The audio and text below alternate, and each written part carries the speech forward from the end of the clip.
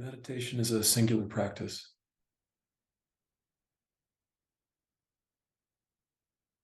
It's the practice of reverting back to awareness, and not just reverting back to it, but acting upon yourself from this witnessing place. And it's singular in that you can do it all up and down the stages. You don't necessarily have to be at a high developmental stage in order to practice. But an interesting thing is that depending on where you're at developmentally, how high you are on the stage model, how wide your awareness is, and how permanently you've stabilized to a developmental stage,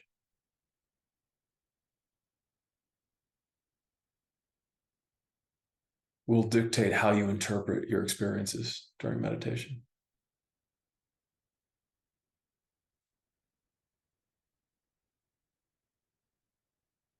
So a hallmark of dropping into the subtle tier, thank you. A hallmark of dropping into the subtle tier is that you have a new depth of ontological awareness of being, showing up in your own space.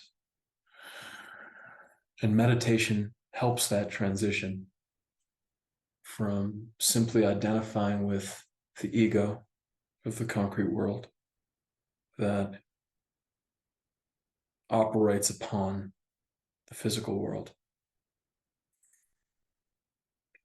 There's a dropping into a kind of empty, subtle space behind that.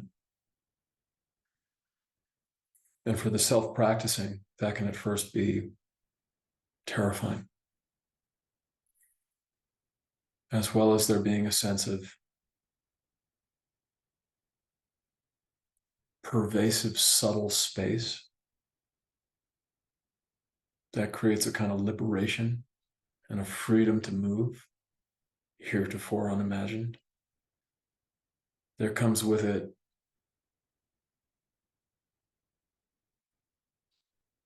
a sense of new unfolding ground, or sometimes no ground at all. Feeling of groundlessness.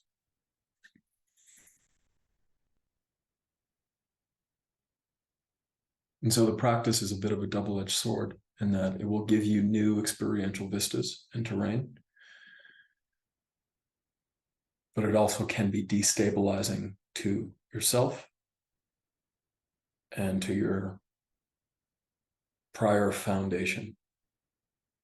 And this is to be expected. And it is desirable, despite the drawbacks. And that you do start to perceive a bigger you, a bigger space to play in, deeper access to imagination, all of which are extraordinarily positive things.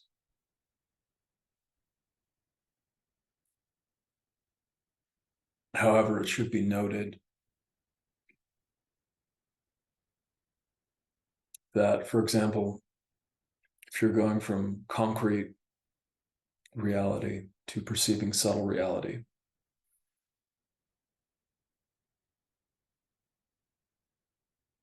there can be a sense of vastness and emptiness that's disconcerting, startling, destabilizing, and groundless.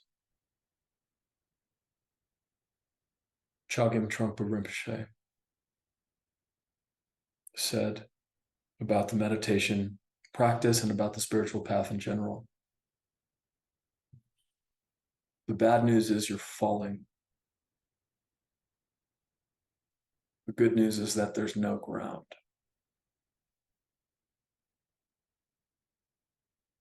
And that's absolutely right, all up and down the developmental strata. You'll hear me mention these stages of development that we grow from and to. Meditation is singular in that you can practice at any stage, and it will connect you to the deepest essence of yourself. But you'll interpret that at whatever stage you're at, whether it's concrete or subtle or causal.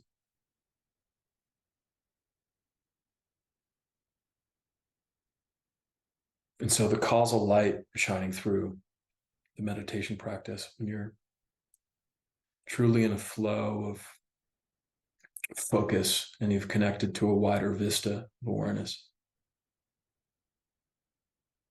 is deeply, deeply powerful, potent, miraculous.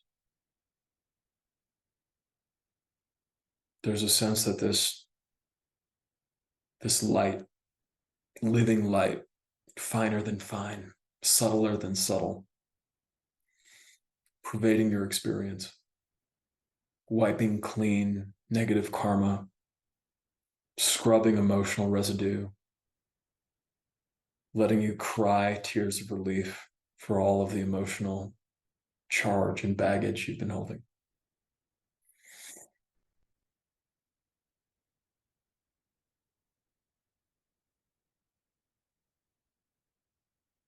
It was my second or third week-long silent meditation retreat.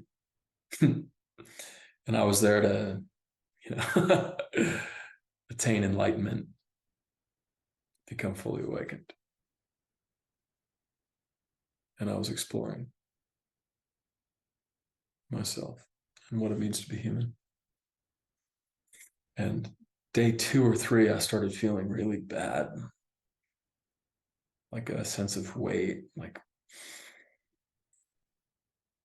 oh my God, I cannot sit with this. I cannot sit with myself. So I did anyway. And I just started crying and crying and crying and crying. And it was embarrassing. There was snot dripping down my nose, and I was bawling, and there were tears coming down my eyes. And it just did not remit for 2 or 3 days, on and off, but it was a pretty exhaustive cry. I was in the back, like drinking Gatorade, like, oh my God, I'm so dehydrated. Just kidding.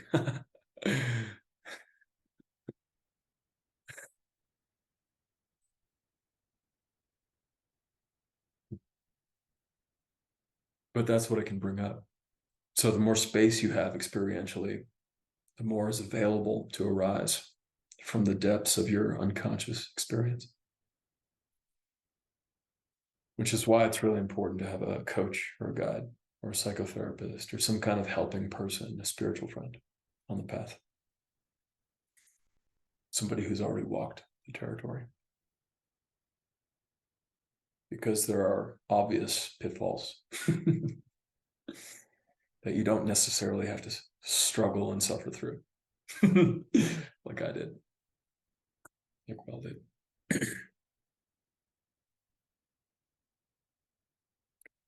When practicing, there can be moments of coming into contact with extreme emotional density and fog, the resistance to being with whatever's arising. Likewise, there can be incredible moments of buoyancy and levity and ease.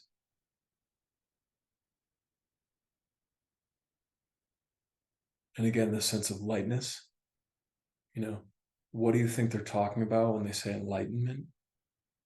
It's like lightness and ease, effervescence, diaphaneity, being transparent, suddenly seeing through the machinations of the mind, seeing your same old story patterns circling ad nauseum, petty resentments, self-defeating attitudes.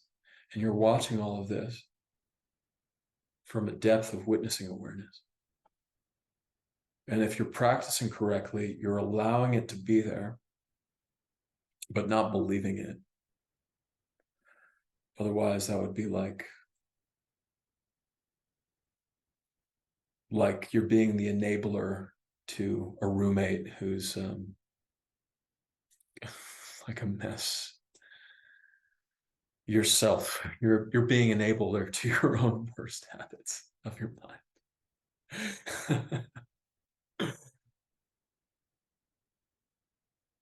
So you're watching, witnessing, and then through dedicated practice and focus and not fuzzing out and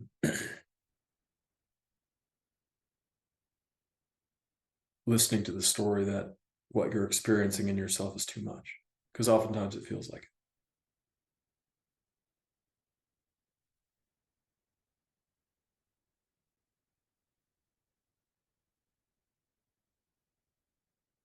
That's where real healing happens, because then you're open and displaying everything that you are without flinching. And then rather than it just collapsing in on itself, the subtle light, the subtle light, the infinite light, the radiant effervescence can hit you. A sense of lightness coming through your being, pervading your being. A sense of trusting the process, letting go of old ways of thinking, utilizing deep desires for transcendence and oneness. This lust for life to infuse your being. Noticing how you habitually get in your own way.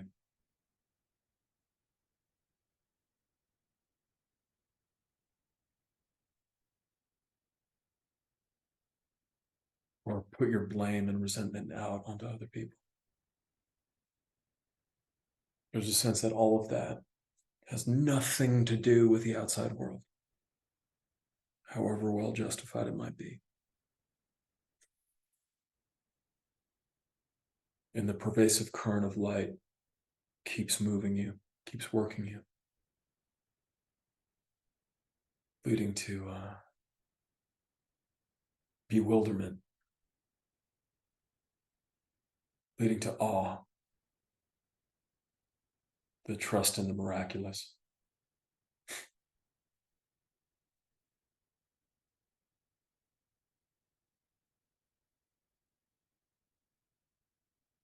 Leading to a deep-seated feeling of consolation,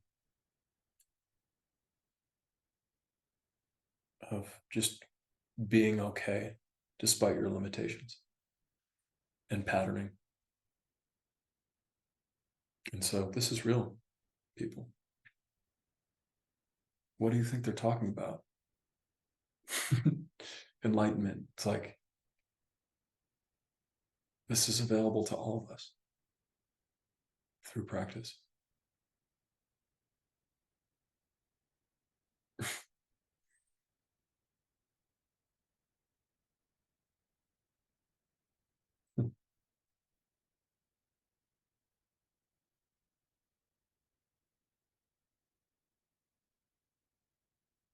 And so you start with focusing, with sitting on the cushion or a chair and taking some time to yourself, even 10 or 20 minutes a day, and just focusing on your breath and using it as an anchor to the present moment.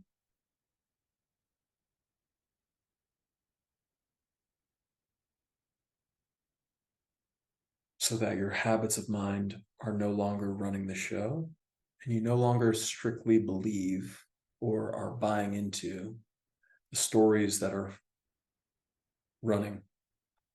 It's like headlines. They're very enticing headlines and stories in our mind.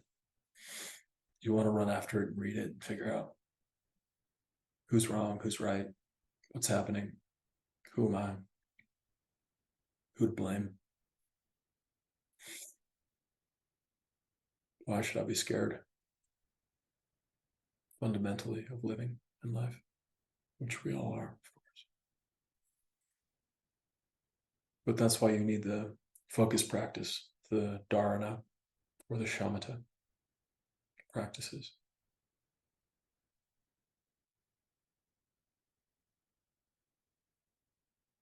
Bring your mind back constantly to the present moment. Notice how unremitting it is in taking you away.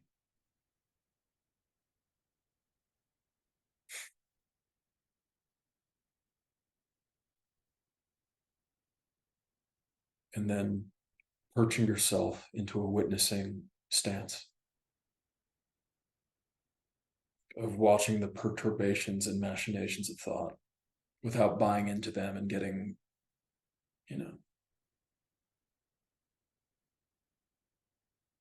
strung along on a runaway train.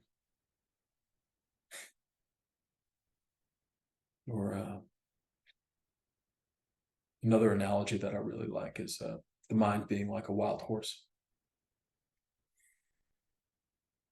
And when you first meet it in the wild, when you first come to the cushion, when you first start practicing, you're noticing how fucking insane your brain is.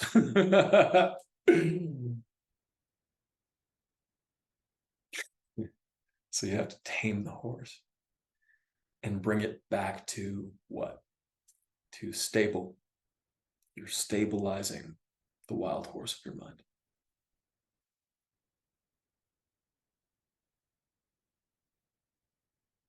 And that way you start to experience what it's like to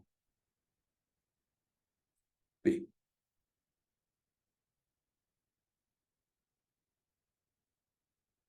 Without getting caught up. Now, you can still think. It's not like thinking's bad and you just have to be some enlightened couch potato or something sitting there like, I do not think, like a lump. Boring. No, you take your mind and put it to work for you. Maybe you take up some affirmations of positive self-image. And when you notice yourself self-deprecating, you repeat these affirmations to yourself. And through auto-suggestion, you start to believe who you're saying you are is real. And then you come to embody it like as in a self-fulfilling prophecy that you create, a positive self-fulfilling prophecy. And either way, it's you're interjecting, on your usual story. Like, excuse me, can we try this a little differently this time?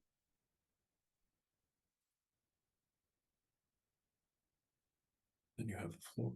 Then you're working with parts of self, subtle constructs of beliefs, melting those, becoming the witness, taking up what works and threading it together in new, fun ways to exist.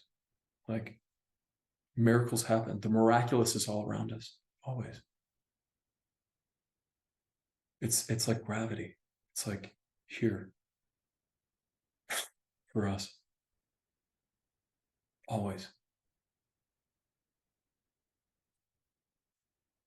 We forget. So you dedicate yourself to the practice of remembering that you're an amnesiac. There's a word in Christianity, amnesia, anamnesia, the opposite of amnesia, full remembering.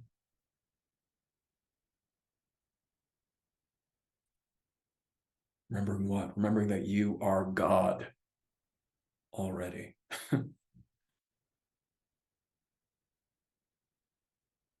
Which ironically makes you feel like humbler than a blade of grass, because there's no more striving and driving to elevate yourself so that you feel like you matter in the world.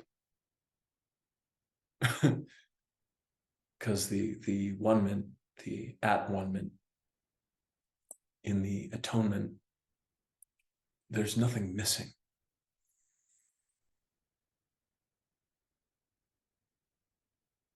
It's all here.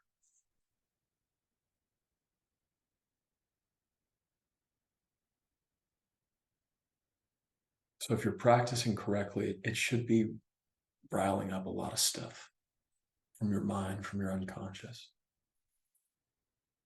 Habitual distractibility and irritation, or mind fog and depression.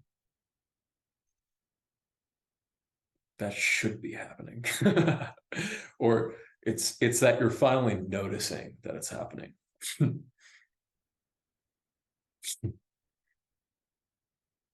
And then opening the aperture of your awareness and allowing this light to shine in, to suffuse you. The subtle light, the subtler than subtle light.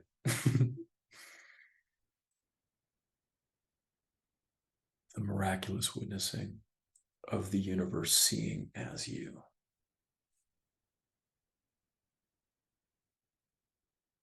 And it's brilliant. These are brilliant peak experiences that you can have. It like melts a lot of resistance and pain in your nervous system, body, mind. So, healing is possible, but so what? And then, so you're kinder to yourself. And that translates out. You're kinder to other people as well. So, virtuous cycle.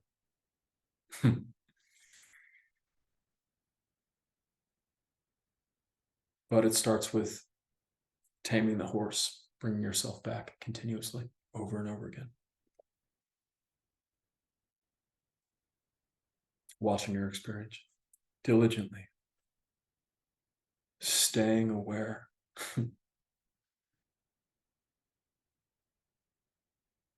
Noticing the habitual pitfalls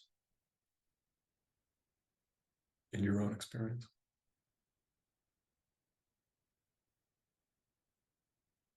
And creating a code of virtue in your life, whatever that looks like. Holding yourself to a standard of being of service and doing good in the world.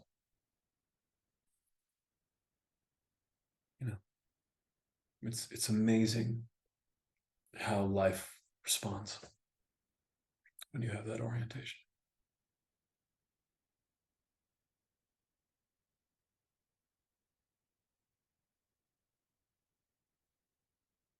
So, thank you for listening, and we'll dive into some practice instruction. As always, feel free to contact me to jump on the weekly calls. I'll be doing lectures like this, followed by instruction, dropping people into deep states of awareness and focus that you can take with you into your week. And we're all slightly stressed out in our modern world. It's important to take a moment for yourself. Just breathe and be. And who knows? The miraculous could find you here now. Thanks.